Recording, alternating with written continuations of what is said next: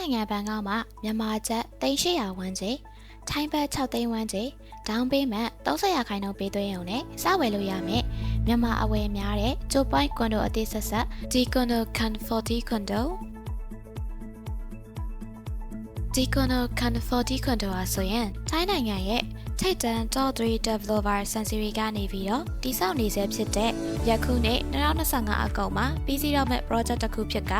ထိုင်းဘတ်ငွေ2သန်းနဲ့စပြီးဝယ်လို့ရပါတယ်။ဘတ်2သန်းတော့မဟုတ်မြန်မာကျပ်3,600ရဲ့30%ကိုအရင်ပေးချေပြီးနောက်စာချုပ်မှာလက်မှတ်ထိုးပြီးကိုပိုင်ကွန်ဒိုအခန်းလေးကိုစတင်ပိုင်ဆိုင်နိုင်ပါပြီနော်။အချက်အခြာကျတဲ့နေရာကောင်းမှတည်ရှိတာကြောင့်ရင်းနှီးမြှုပ်နှံမှုပြုလုပ်ခြင်းနဲ့လုပ်ငန်းရှင်တိုင်းအကြိုက်တွေ့စေမဲ့ကွန်ဒိုလေးတစ်ခုပဲဖြစ်ပါတယ်။ Free furniture တွေလည်းထည့်သွင်းထားတဲ့အပြင် Free shuttle bus လည်းပါရှိမှာဖြစ်လို့ယထာ station ကိုလမ်းလျှောက်စရာလုံးဝမလိုပါဘူးရှင်။လက်ရှိမှာလည်းမြန်မာနိုင်ငံသားများအဝယ်များတဲ့ကွန်ဒိုတစ်ခုပဲဖြစ်လို့နေပါတယ်ရှင်။အချက်အခြာကျတဲ့ဘန်ကပီ area မှာတည်ရှိပြီးတော့ luxury ဆန်ဆန် free box တွေလည်းထည့်သွင်းပေးထားတဲ့အပြင် transportation အတွက်မြို့လယ်ကောင်ပတူနန်အထိတိုက်ရိုက်ပြေးဆွဲမဲ့ယထာလိုင်းအသက် Amati Orange Line Ramkham Hill Station နဲ့ကုမ္ပဏီခန့်လက်ရှိ MRT Yellow Line Secreta Station နဲ့15မိနစ်ခန့်သာရှိတဲ့အကွာအဝေးမှာတည်ရှိပါတယ်။ယခုအချိန်ဝယ်ယူထားမယ်ဆိုရင်အငှားတော့လို့အကျိုးအမဲ့ဖြစ်ထွန်းစေမှာအသေးချပါပဲ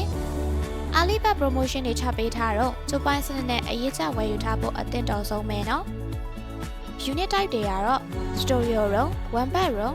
One Bedroom Plus နဲ့ Two Bedroom တို့ဖြစ်ပါတယ်။ဒီကွန်ဒိုကလန်ကွန်ဒိုရဲ့ location အားသာချက်ကတော့ဘန်ကောက်မြို့ရဲ့နာမည်ကြီး University ဖြစ်တဲ့ Assumption University နဲ့ထိုင်းနိုင်ငံရဲ့ Top Town ဝင် University ဖြစ်တဲ့ Ramkham Hill University ကလည်းအနီးအနားမှာတည်ရှိတာဖြစ်လို့ကျောင်းသူကျောင်းသားတွေနားရမှုများလာမဲ့ကွန်ဒိုတစ်ခုလည်းဖြစ်ပါတယ်။ဘန်ကောက်မြို့ရဲ့အရှေ့နဲ့အနောက်ကိုအသစ်ဖောက်လုပ်နေဆဲဖြစ်တဲ့ Orange Line ရဲ့ station ကလည်းကွန်ဒိုရဲ့အနီးအနားမှာပဲမို့ဈေးတက်နိုင်ရှိပါသေးတယ်။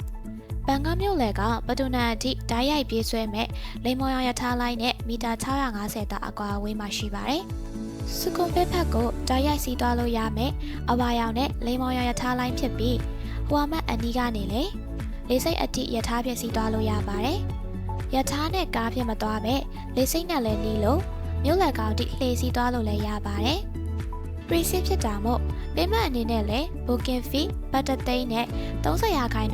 တစ်လအတွင်းပေးချေရမှာဖြစ်ပြီးကျန်တဲ့90%ကိုတော့2025နှစ်ကုန်အခန်းအမှတ်ပေးချေရမှာဖြစ်ပါတယ်။ထိုင်းနိုင်ငံဘန်ကောက်မြို့မှာကွန်ဒိုအခန်းတွေကိုပိတ်ဆန်တဲ့ passport စာအုပ်ရှိရုံနဲ့အဆင်ပြေလွယ်ကူစွာဝယ်ယူလို့ရနေပါပြီ။ဘန်ကောက်မှာ